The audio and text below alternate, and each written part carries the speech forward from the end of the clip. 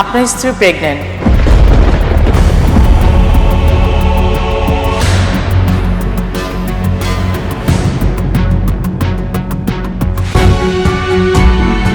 একটা চুলা গেছে কবরে, 2 দিন পরে না নাতকুল হইব, আর এই বয়সে তুমি নিজেই পেট বাজাই বসে রইছো।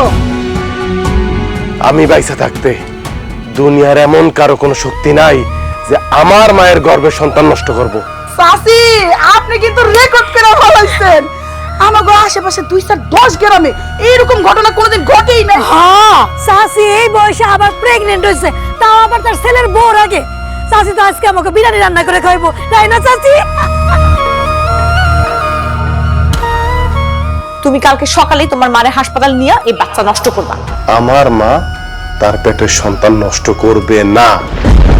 এখন তুমি যে সিদ্ধান্ত নিতে চাও নিতে পারো।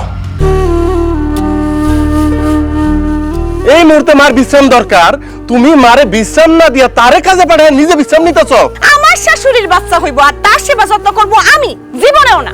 হয় না মাগো তোমার সাথে কোনো তুলনা,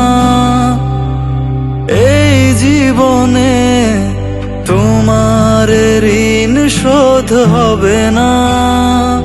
তুই ওই তোর মায়ের পেটে সন্তান হইব না, ওইটা নিয়ে থাকিস। আমি গেলাম। যা।